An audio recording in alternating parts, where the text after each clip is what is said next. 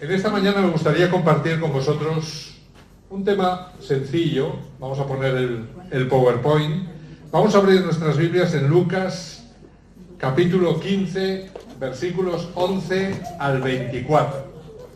Lucas 15, del 11 al 24.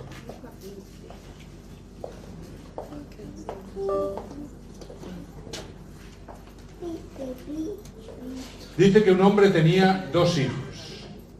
Y el menor de ellos dijo a su padre: Padre, dame la parte de los bienes que me corresponden, y le repartió los bienes. No muchos días después, juntándolo todo, el hijo menor se fue lejos, a una provincia apartada, y allí desperdició sus bienes viviendo perdidamente. Y cuando todo lo hubo malgastado, vino una gran hambre en aquella provincia y comenzó a faltarle, y fue y se arrimó a uno de los ciudadanos de aquella tierra, el cual le envió a su hacienda para que apacentase cerdos. Y deseaba llenar su vientre de las algarrobas que comían los cerdos, pero nadie le daba. Y volviendo en sí dijo: ¿cuántos jornaleros en la casa de mi padre tienen abundancia de pan, y yo aquí perezco de hambre? Me levantaré e iré a mi padre y le diré: Padre, he pecado contra el cielo y contra ti. Ya no soy digno de ser llamado tu hijo. Hazme como uno de tus jornaleros. Y levantándose, vino a su padre. Y cuando aún estaba lejos, lo vio su padre, y fue movido a misericordia, y corrió, y se echó sobre su cuello, y le besó, y el hijo le dijo: Padre, he pecado contra el cielo y contra ti, y ya no soy digno de ser llamado tu hijo. Pero el padre dijo a sus siervos: sacad el mejor vestido y vestidle, y poned un anillo en su mano, y calzado en sus pies, y traed el becerro gordo y matadlo, y comamos y hagamos fiesta, porque este mi hijo muerto era, y ha revivido, se había perdido, y es hallado. Y comenzaron a regocijarse. Mis hermanos, todos conocéis esta parábola. Es una de las parábolas más famosas que contó Jesús. De las más famosas, el hijo pródigo, ¿verdad? Hay 3 personajes fundamentales en esta parábola. ¿Cuáles serían esos personajes? A ver. El padre, el hijo menor y el hijo mayor. Pues yo hoy no os voy a hablar prácticamente del hijo mayor, no vamos a hablar nada del hijo mayor, tampoco os voy a hablar casi nada del hijo menor. Del que vamos a hablar en esta mañana es del padre. Porque a través de esta parábola, sabéis, Jesús nos quiere presentar a su padre. ¿Cómo es su padre? ¿Cómo nos ama? ¿Cómo nos quiere? ¿Cómo nos trata? ¿Cómo nos trata, mis hermanos? Porque la idea que tenían en la época de Jesús de Dios era la idea que hoy en día muchos católicos tienen. Muchos católicos tienen la idea de que el Padre es un Dios cruel, vengativo, que no nos pasa una, que en cuanto pecamos ahí está con la mano levantada, ¿verdad? Que nos amenaza con el infierno. Esta es la imagen que tenemos a veces de Dios. No voy a pecar porque el Señor me va a castigar. Y a veces incluso les decimos a nuestros hijos: cuidado, cuidado con que hagas esto porque Dios te va a castigar. Esa idea, mis hermanos, no es bíblica. Esa no es la idea que Jesús quiso transmitir. Y Jesús, fijaros que vino a mostrar cómo era su Padre. Él personalmente vino a mostrar cómo era su padre, porque la idea que tenían en la época de Jesús no era esta. ¿Sabéis? Se dice que Jesús contó esta parábola basada en otra parábola que contaban los fariseos. Y en la parábola que contaban los fariseos, ese hijo que vuelve, después de haber malgastado sus bienes muy lejos del padre, llega a la puerta de la casa del padre y la puerta está cerrada. Y nadie sale a recibirlo. Y el hijo grita y llama y pide auxilio y dice: que alguien me auxilie, que voy a morir de hambre aquí. Y finalmente entreabre la puerta así un siervo y le dice al hijo: esto es lo que les pasa a aquellos que se alejan y se marchan de la casa del Padre. Nunca más podrán regresar ni se les abrirá la puerta. Esta era la idea que tenía aquella sociedad de cómo era Dios. Y Jesús vino a revertir esa imagen mostrando realmente cómo era Dios. E intentó mostrarlo a través de esta imagen maravillosa y a través de cómo Él actuaba con las personas. Porque, ¿sabéis? Había en aquella época mucha gente justa, mucha gente devota, muchos que se llamaban a sí mismos santos. Sabéis que los fariseos, la palabra fariseo significa santo. Bueno, pues estos fariseos eran los que venían a Jesús como grandes padres, porque todos estaban casados y tenían sus hijos, grandes padres santos, orgullosos, y se acercaban a Jesús y le preguntaban: oye Jesús, ¿tú por qué comes con aquellos a quienes Dios considera una escoria de la sociedad? ¿Tú por qué te juntas con prostitutas y te codeas con evasores de impuestos? ¿Qué pasa, Jesús? Se supone que eres un hombre santo, un hombre de Dios, un profeta. ¿Tú no sabes quiénes son estas personas? Esta era la idea que tenía aquella sociedad de cómo Dios trataba a los pecadores. Y es en este contexto que Jesús les cuenta esta historia del hijo pródigo. Realmente esta historia, mis hermanos, debería llamarse el padre pródigo, no el hijo pródigo. Porque, ¿sabéis? Pródigo significa el que derrocha, el que da sin medida, el que gasta abundantemente. ¿Hizo esto el hijo pequeño? Se gastó toda la herencia del padre, derrochó todo lo que el padre le había dado, lo malgastó en prostitutas, en drogas, en bebidas, en grandes fiestas, lo malgastó todo, lo dio todo. Sí. Por eso se denomina la parábola del hijo pródigo, el hijo gastón, el hijo derrochón, el hijo que lo gastó toda la herencia del padre, la malgastó. Pero realmente, muchos teólogos piensan que esta parábola debería llamarse la parábola del padre pródigo. ¿Por qué? Bueno, pues porque si el hijo malgastó la herencia que su padre le había dado, y cuidado, a veces pensamos que malgastó el dinero, pero la herencia que recibían los primogénitos, mis hermanos, y que recibían los hijos, era sobre todo una herencia espiritual. Así es que ese hijo no solo malgastó sus bienes, malgastó su vida, destruyó su vida. Todo lo que su padre le había dado, su mente, todo lo que él era, todo lo que sabía hacer, esa imagen maravillosa de hijo, todo eso lo destruyó, lo malgastó y acabó con los cerdos. Acabó como un cerdo. Fijaros que quería convertirse en un cerdo. Tan bajo había llegado en su vida, tan en lo profundo del pozo había caído. Mis hermanos, ¿por qué el padre debería llamarse el padre pródigo?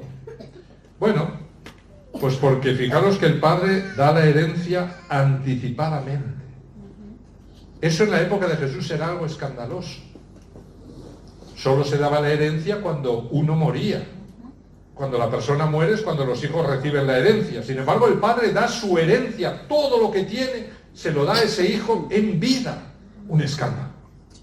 Fijaros, Jesús lo está haciendo aposta, para que vean hasta qué punto el Padre nos ama. ¿Y esto qué quiere decir? Quiere decir que el Padre nos ha dado el cuerpo que tenemos, mantiene nuestra respiración, nuestros latidos cardíacos, nos bendice, nos da todo. Y Él no nos pregunta, ¿cómo vas a malgastar? ¿O cómo vas a gastar todo eso que yo te he dado? ¿Qué vas a hacer con tu vida? Él intenta guiarnos para que nosotros no malgastemos esa vida, para que nosotros no malgastemos los dones que Él nos ha dado, para que nosotros aprovechemos esta vida. ¿Para qué? Para conocerlo a Él, para amarle a Él, para aferrarnos a Él. Eso es lo que el Padre quiere. Pero fijaros que no nos obliga. Así es que a todos el Padre nos ha dado la herencia en vida, porque Dios no ha muerto. Así es que todos somos ese hijo menor. Y fijaros que el Padre espera sin obligar. Él espera a ver qué decide hacer su hijo con esa vida que Él le ha dado. A ver qué decide hacer su hijo con todos los dones que Él le ha dado. ¿Qué va a hacer su hijo? Y aunque su hijo va y los malgasta, Él espera. Él tiene paciencia conmigo. Él tiene paciencia contigo. Y a veces nosotros nos comportamos como aquel hijo con los cerdos, revolcándonos con los cerdos. Y todos tenemos nuestras historias de cerdos, ¿verdad? Pero al Padre no le importa. Cuando el hijo regresa, cuando el hijo vuelve en sí y regresa, mis hermanos, ¿cuál es la actitud del Padre? ¿Cuál es la actitud del Padre? El Padre se da entero. El Padre sale corriendo cuando todavía el hijo está lejos. Ni siquiera ha llegado todavía a la casa. Solo el hijo se ha vuelto y ha decidido volver a la casa. Y el Padre sale corriendo. Un hombre mayor corriendo hacia un hijo que ha malgastado toda su herencia, mis hermanos. Eso era el escándalo más grande que se podía cometer en aquella época. Un hombre mayor corriendo ya era un escándalo. Pero corriendo encima hacia un hijo que lo había insultado de esa manera, eso era inaceptable. Eso no se podía permitir. Así es que la gente que estaba escuchando a Jesús estaba diciendo, bueno, pero ¿qué padre es ese? Ese padre es un escándalo. Así es que es interesante que ese padre abraza, antes de escuchar ni siquiera la confesión de su hijo completa, y el padre ya le está abrazando. No le importa que ese hijo huela a cerdo, no le importa que esté lleno de piojos, no le importa que apesta, no le importa, mis hermanos, que se está manchando entero al tocar y abrazar a ese hijo. No le importa. El Padre lo único que le importa es que ha recuperado a su hijo. Y eso es lo que el Padre siente cuando tú y yo volvemos hacia Él. Cuando tú y yo nos vamos hacia la casa de Él. Cuando decidimos servir de Él. Cuando decidimos hacerle caso a lo que nos dice. Eso es lo que el Padre siente. Así nos abraza el Padre. Así es que, mis hermanos, el Padre es pródigo en misericordia. Es pródigo en perdón. Es pródigo en amor. Es pródigo en restauración. Es un Padre que no castiga. Es un Padre que no exige restitución previa. Es un Padre que no guarda distancias con aquel que ha pecado, ha malgastado toda su herencia. No actúa con justicia estricta. Actúa con gracia. Con una gracia desbordante. Casi podríamos decir que excesiva. Por eso cuando Jesús, los padres de aquella época, le dicen escandalizados, ¿qué pasa contigo, Jesús? Se supone que eres un hombre santo, un profeta, no sabes quiénes son estas personas a las que estás abrazando y con las que estás comiendo, no sabes quiénes son. Jesús les explica cómo es su Padre. Jesús les dice cómo ama a su Padre. Pero al mismo tiempo les está diciendo cómo es Él. Porque recordad lo que dijo Jesús, el que me ha visto a mí, ha visto al Padre, como dice Juan 14:9. Y lo que él y su Padre hacían, os aseguro que no lo hacía nadie en su época, y posiblemente hoy tampoco, porque ningún ser humano es capaz de amar como ama Dios y como ama Jesús, y como ama el Espíritu Santo. Ningún ser humano es capaz de amar de esa manera. Él ama a sus hijos incondicionalmente. Los ama de una manera que desbarata por completo todas las viejas ideas sobre quién es Dios y cómo obra Dios en nuestras vidas. En esta historia, Jesús nos está diciendo que quizás vamos a tener que revisar un poquito nuestra idea sobre quién es Dios, cómo nos ama Dios, cómo actúa Dios frente a nuestro pecado, frente a nuestro alejamiento, frente a nuestra maldad.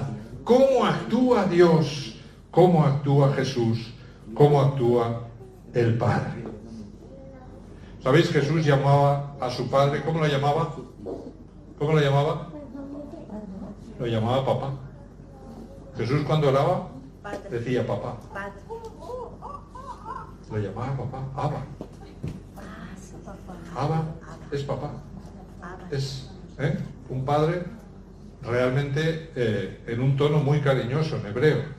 Así es que él decía, padre, Abba, papá, ¿de acuerdo?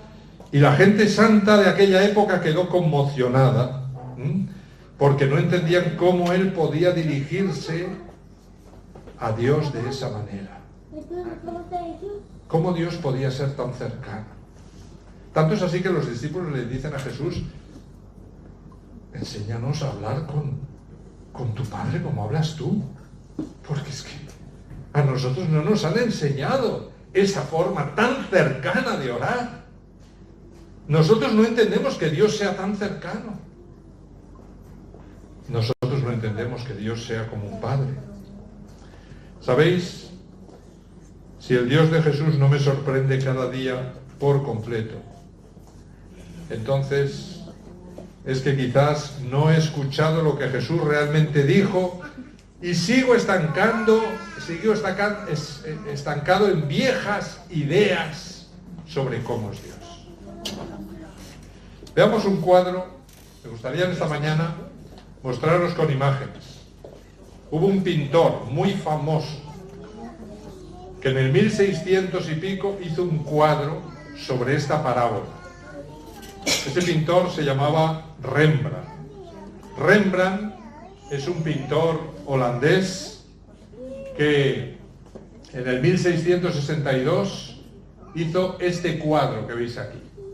Fijaros que este cuadro, aquí se ve el hijo mayor, aquí se ven los sirvientes que se van perdiendo en la penumbra de la casa, y aquí tenéis al padre abrazando al hijo. Tiene las vestiduras manchadas, medio rotas, pero el padre lo está abrazando. Este cuadro se titula El regreso del hijo pródigo y representa ese momento que acabamos de mostrar en el que el hijo recupera la cordura, vuelve al padre y el padre sale corriendo para abrazar a su hijo. A mí me gustaría que analizásemos este cuadro, porque sabéis, a través de este cuadro entendemos cómo Rembrandt entendió cómo era el amor del padre. Y Rembrandt era una persona muy religiosa, y él entendió muy bien cómo el padre nos ama.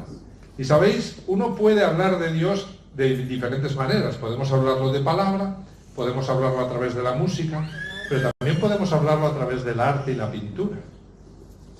Y este cuadro ha inspirado un montón de libros. Yo tengo alguno. Y ahí he sacado varias ideas para este culto. Pero mis hermanos, este cuadro ha inspirado cosas muy interesantes. Me gustaría que nos fijáramos en algunas cosas. Fijaros en los ojos del padre. ¿Qué veis en esos ojos? Rembrandt era un súper pintor, así es que él podía plasmar perfectamente lo que quería. ¿Qué veis en esos ojos? Tristeza. Agotado, agotamiento y tristeza. Demacrado. Un semblante triste. Demacrado. Sufrimiento. Ninguno habéis dicho lo que Rembrandt está mostrando ahí. Si vosotros veis unos ojos así en una persona, Compasión. Compasión. son los ojos de un ciego, mis hermanos. Son los ojos de un ciego. Rembrandt ha pintado al padre ciego. Y la pregunta sería, ¿por qué Rembrandt ha pintado a Dios ciego? Porque, mis hermanos, solo esto podría explicar su comportamiento frente a todas las cosas terribles que su hijo le ha hecho. Él no ve. Su padre no ve. ¿Recordáis a alguien ciego que abrazó a un hijo que no era el hijo realmente al que quería bendecir? ¿Sí? ¿Os acordáis? Pues Rembrandt se acordó de Isaac.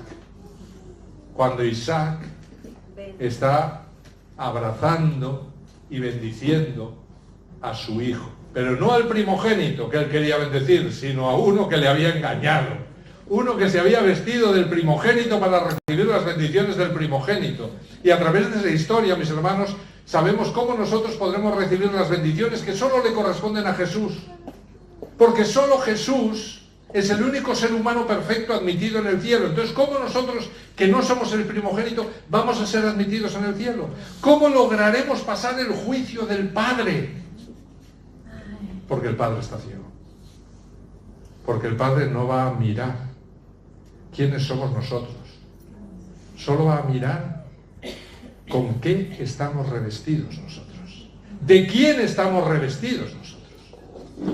¿Estamos revestidos de su primogénito? Entonces el Padre nos abrazará y nos bendecirá.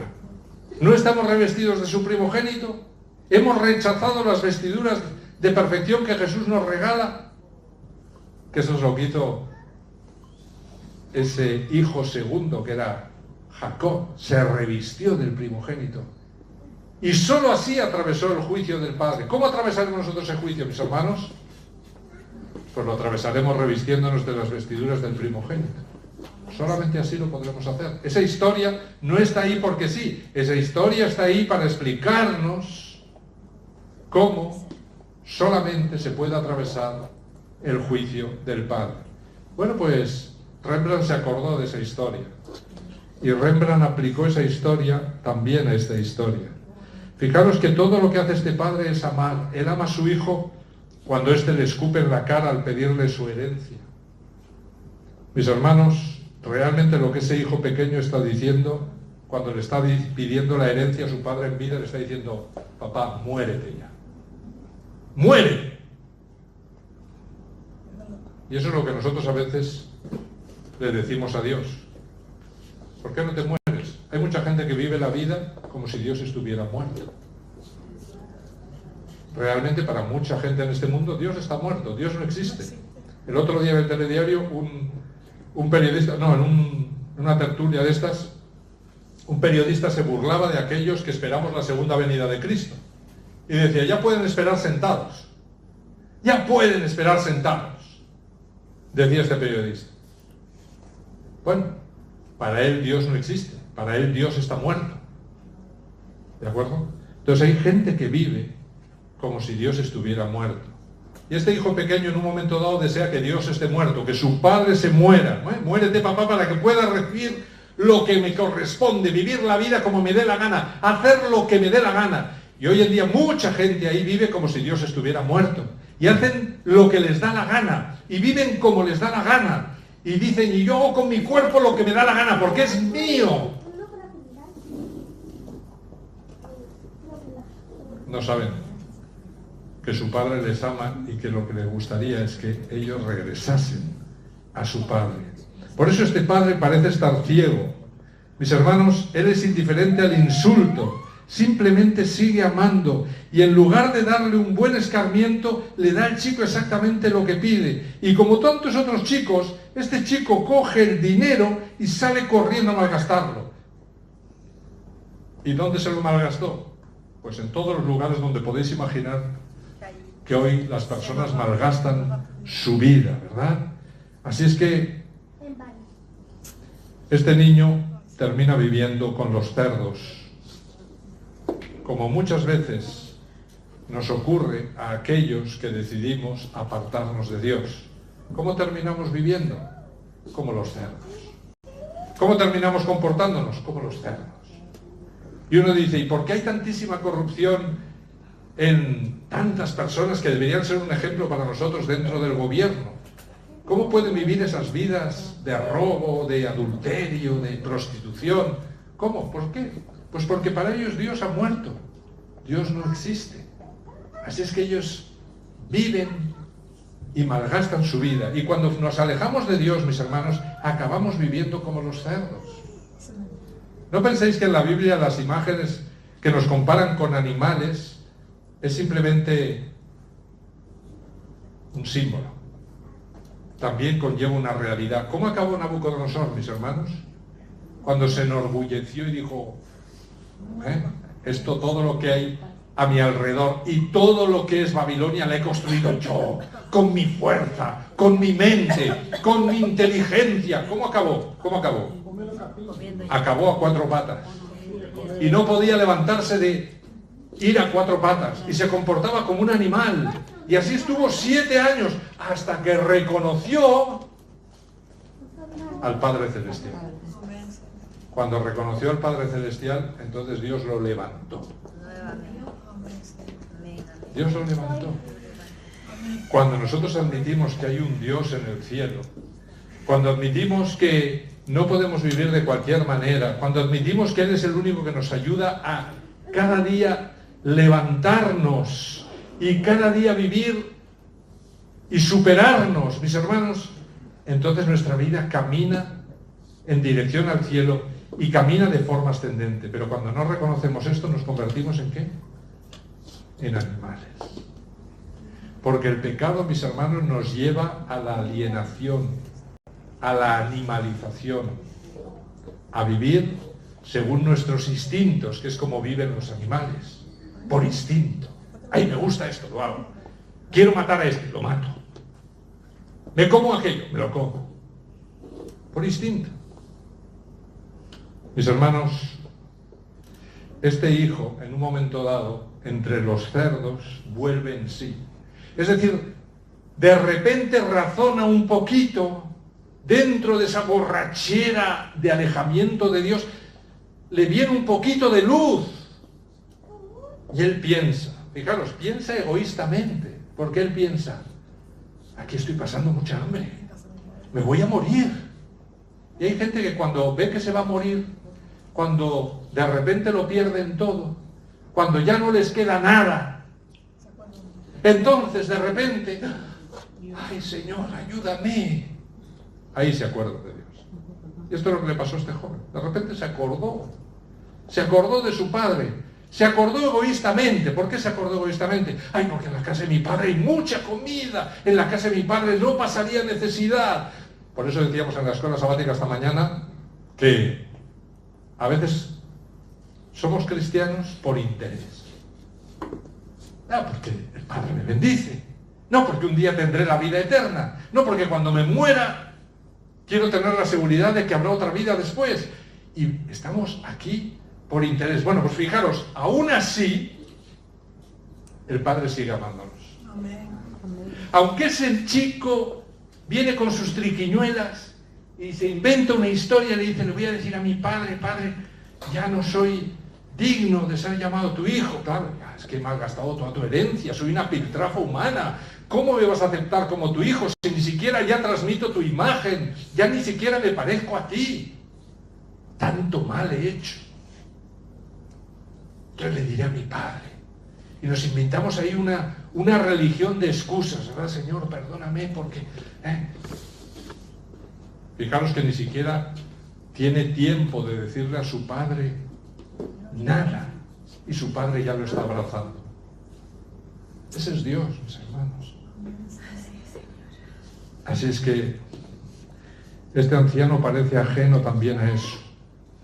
Hay un refrán que dice que el amor es ciego. Y Rembrandt entendió que el amor del Padre era ciego. Porque todo lo que este amoroso padre puede hacer es abrazar a su hijo y en lugar de tratarlo como un sirviente, que era el plan del hijo, lo trata como un rey, mis hermanos. Le pone las vestiduras del hijo primogénito, le pone el anillo de sellar los documentos oficiales de la familia, se lo pone en el dedo. Mata el becerro gordo. El becerro gordo representaba a Jesús. Jesús muriendo en la cruz para poder salvar a ese hijo que se ha ido tan lejos.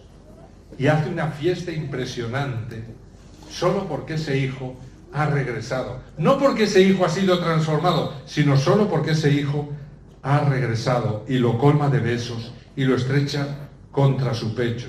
¿Sabéis? Realmente el Padre no es ciego. La Biblia nos enseña que Dios no es ciego.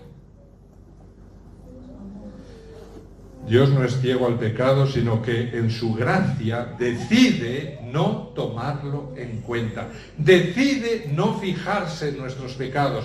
Decide no recordarlos. Decide olvidarlos. Así es que todo esto, mis hermanos, lo hace cuando nosotros regresamos a Él y Él nos perdona completamente. Pero si Dios es justo y Dios no es ciego, la pregunta sería, ¿quién va a pagar el precio por todas las maldades del Hijo? Decidme, ¿quién va a pagar el precio por todas las maldades que ese Hijo ha cometido? ¿Quién lo va a pagar? ¿Quién? ¿Quién lo va a pagar? Jesús lo va a pagar. Y a mí me gustaría que miraseis de qué color, mis hermanos, vamos a volver un poquito atrás, a ver, de qué color es la vestidura que reviste al hijo mayor y la vestidura que reviste al padre. Son de color rojo sangre, mis hermanos. Esto Rembrandt no lo ha puesto porque sí. Lo que ha mostrado es que quien está pagando el precio con su propia vida para rescatar al hijo que regresa es el Padre. Y las mismas vestiduras que revisten al Padre, porque el Padre, mis hermanos, es el que permite que su Hijo muera. Es el que permite que Jesús muera en la cruz. Y si el Padre no nos hubiese amado tanto como amó a su Hijo, o incluso más, mis hermanos, no hubiese permitido que Jesús viniese a morir en la cruz. Y si el Padre no permite que Jesús venga a morir en la cruz, entonces estamos todos perdidos. Todos perdidos. Por eso el apóstol Pablo dice, el amor del Padre. La gracia del Hijo. Así se despide el apóstol Padre. El amor del Padre, la gracia del Hijo y la comunión del Espíritu Santo. Mis hermanos, el apóstol Pablo sabe perfectamente que si el Padre no nos ama tanto o más que a su Hijo, no hubiera permitido que su Hijo viniera. ¿Y por qué la gracia se corresponde con Jesús? Porque Jesús se entrega por pura gracia, mis hermanos, para salvarnos. Pero fijaros, sin la labor del Espíritu Santo que nos vuelve a unir de nuevo al Padre, que hace reflexionar al Hijo pequeño para que regrese de nuevo al Padre, no hubiésemos regresado nunca al Padre. Nos hubiésemos quedado con los cerdos. Así es que esa labor la está haciendo constantemente el Padre, el Hijo y el Espíritu Santo con toda la humanidad. ¿Para qué? Para que regresemos a ellos. Así es que, ¿por qué ese color en la ropa? Porque Rembrandt está diciendo, alguien ha pagado el precio. Alguien ha pagado un precio de sangre, ¿para qué? Para poder cubrirnos de todas nuestras iniquidades. Por eso, mis hermanos, el texto de Isaías 1:18 dice, si vuestros pecados fueren como la grana, como la nieve serán emblanquecidos, y si fueren rojos como el carmesí, vendrán a ser como blanca lana. ¿Por qué? Porque Jesús pagó con su sangre el precio de nuestros pecados. Por eso nos dice en 2 Corintios 5:21 el apóstol Pablo, al que no conoció pecado, que es Cristo, por nosotros lo hizo pecado. ¿Quién lo hizo pecado? El Padre. El Padre permitió que su Hijo, que nunca había conocido el pecado y la maldad, fuese hecho pecado. Así es que el Padre ve perfectamente todo nuestro pecado, pero lo coloca sobre Cristo, y entonces puede tratar al creyente como si no tuviera pecado. Recordemos Juan 3:16 al 17, porque esto es lo que está queriendo recordarnos Rembrandt. Porque de tal manera amó Dios al mundo, que ha dado su Hijo unigénito, para que todo aquel que en él crea no se pierda, mas tenga vida eterna. Porque no envió Dios a su Hijo al mundo para condenar al mundo, sino para que el mundo sea salvo por él. Amén. Así es que por eso Rembrandt coloca el manto rojo sobre el Padre y sobre el Hijo mayor. Pero hay algo más en este cuadro que ha intrigado a la gente durante siglos, mis hermanos. Me gustaría que os fijarais en las manos del Padre. Fijaros esas manos, mis hermanos. ¿Qué veis en esas manos? A ver. Especialmente los que están dormidos, que se despierten para ver las manos. A ver. ¿Qué veis en esas manos?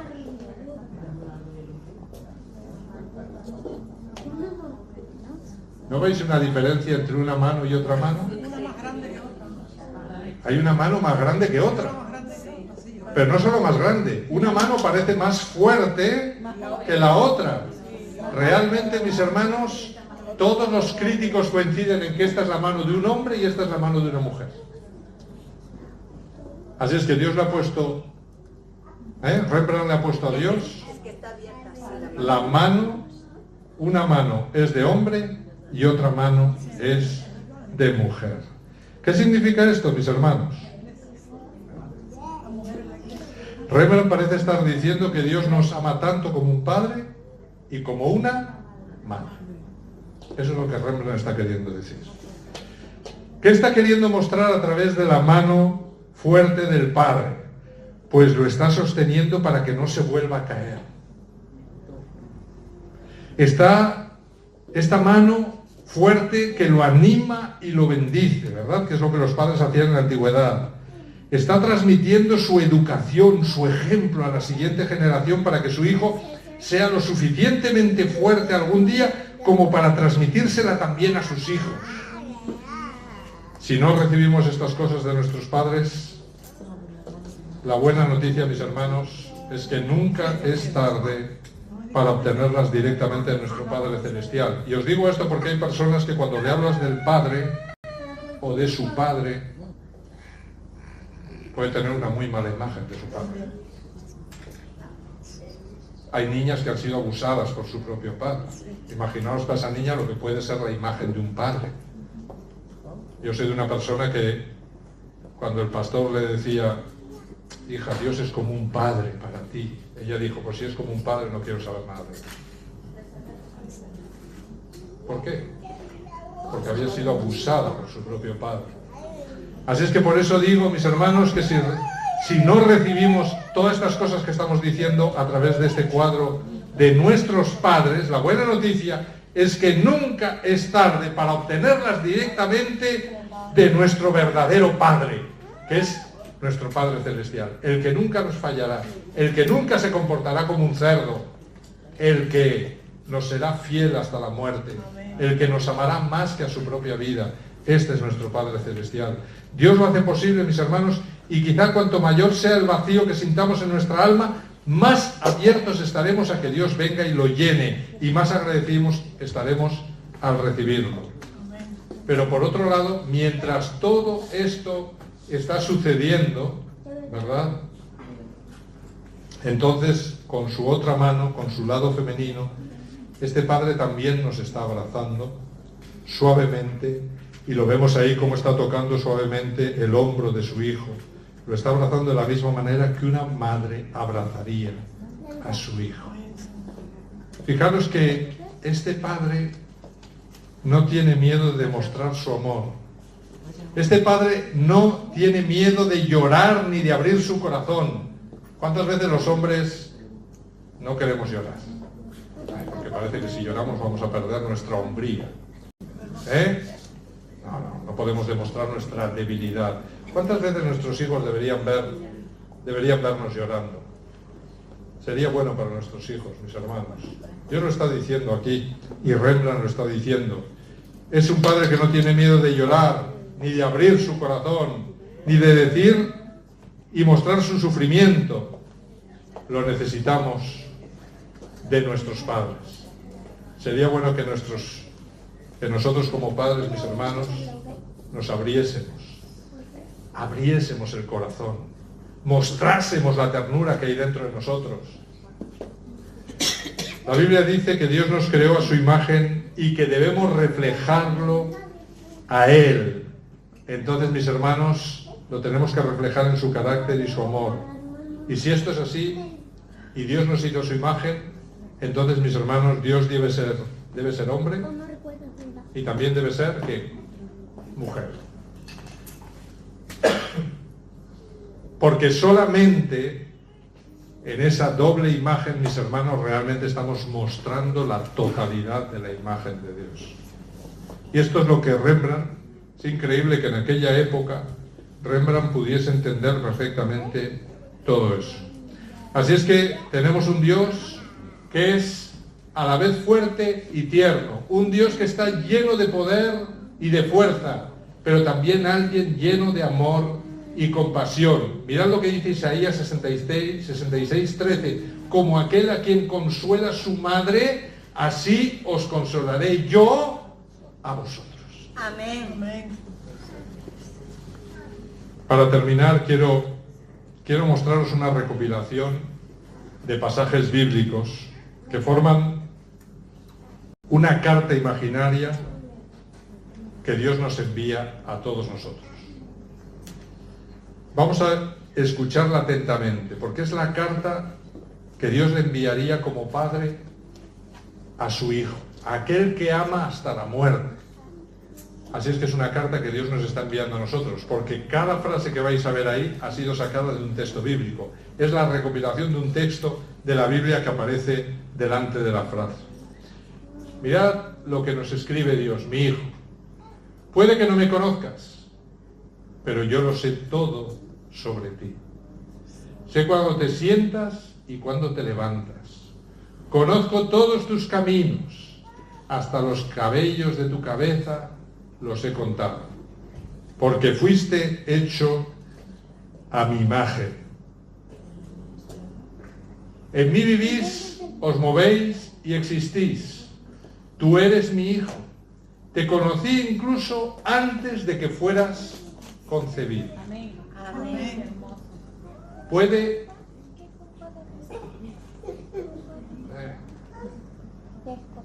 A ver si lo puse. Te escogí cuando planeé la creación. No fuiste un error, pues todos los días están escritos, todos tus días están escritos en mi libro. Determino el momento exacto de tu nacimiento y el lugar donde vivirías. Yo también soy el Padre que te consuela en todas tus tribulaciones. Cuando tienes el corazón quebrantado, estoy cerca de ti. Como un pastor lleva a su cordero, así te he llevado cerca de mi corazón. Un día enjugaré todas las lágrimas de tus ojos y quitaré todo el dolor que has sufrido en esta tierra. Yo soy tu Padre y te amo como amo a mi Hijo Jesús. Vuelve a casa y te daré la fiesta más grande que el cielo haya visto jamás. Siempre he sido tu Padre y siempre seré Padre. Mi pregunta es: ¿serás tú mi hijo? Así es que el Señor nos dice: te estoy esperando, vuelve a casa, firmado con amor eterno, tu papá. Que el Señor nos bendiga, que podamos leer y releer esta carta de amor cada día en las Escrituras y que entendamos que Dios nos ama más que a su propia vida. No malgastemos nuestra vida, volvamos a la casa del Padre y entreguémosle nuestra vida para que podamos estar con la eternidad con Él y a su lado, porque eso es lo que Él anhela más que nada en su existencia eterna. Amén. Que el Señor os bendiga, mis hermanos, Amén. y que todos un día nos podamos encontrar en la casa del Padre. Amén.